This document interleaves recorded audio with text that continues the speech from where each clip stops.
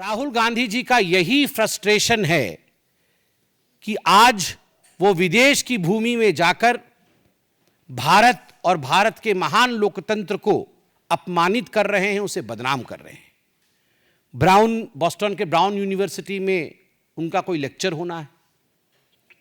वो लगभग 3 दिन की ट्रिप में यूएस पहुंचे हैं और विडंबना देखिए, जब यूएस के उपराष्ट्रपति भारत में हैं, उस समय यूएस की भूमि में जाकर भारत को अपमानित और भारत के लोकतंत्र के खिलाफ कहना, यह आदत ऐसी ही है कांग्रेस पार्टी की।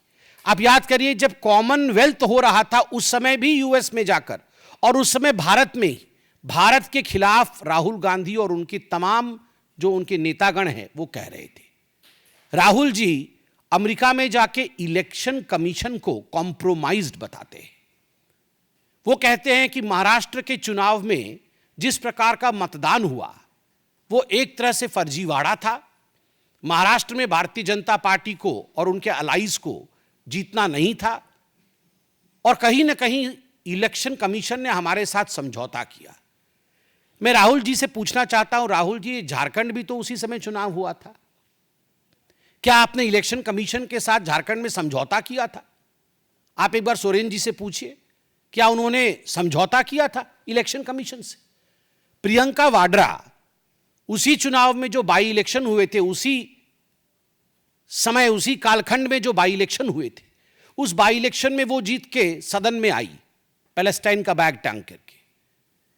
आप बताइए, क्या प्रियंका वाड्रा ने रॉबर्ट वाड्रा की मध्यस्थता से इलेक्शन कमीशन के साथ कोई कॉम्प्रोमाइज किया तभी उसकी जीत हुई, या वो अपने मेहनत पर जीत कर आई? आप ये बताइए कि 240 सीट जब भारतीय जनता पार्टी को विगत लोकसभा 2024 के लोकसभा में जब हमें 240 सीट और आपको 99 सीट मिली, तो आपने पूरे देश में और सदन में भी ढिंढोरा पीटा कि ये भारतीय जनता पार्टी की हार है और ये कांग्रेस पार्टी की जीत है। तो was the election commission compromise then? आपने ये जो जश्न मनाया था, क्या हम कॉम्प्रोमाइज थे? और ठीक उसी प्रकार महाराष्ट्र में लोकसभा में हमें 9 सीटें मिली और आपके गठबंधन को हमसे अधिक मिली थी। तो was the election commission compromise then by you? केवल इतना ही नहीं, आपने सामने बैठा करके सदन में अयोध्या सीट हम हार गए, इस प्रकार से आपने पूरा सेलिब्रेशन किया। क्या इसके पीछे आपका किसी प्रकार का कॉम्प्रोमाइज था इलेक्शन कमीशन के साथ? किस प्रकार से यह संभव हुआ? क्योंकि भारत में आज फ्री एंड फेयर इलेक्शन होता है, भारत में आज सजीव लोकतंत्र है, इसी कारण यह संभव हुआ।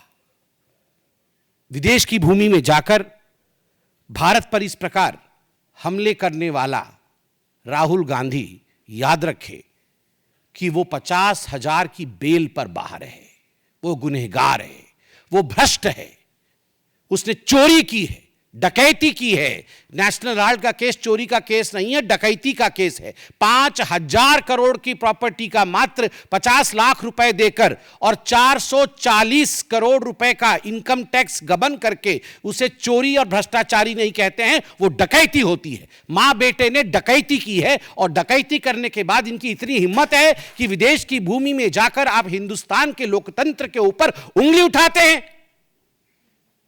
राहुल गांधी, आपसे नहीं हो पाएगा हिंदुस्तान में राजनीति, तो जाकर के किसी और देश से चुनाव लड़िए, मगर जिस थाली में खाते हैं अगर उस थाली में आप छेद करेंगे तो आप देशद्रोही कहलाएंगे।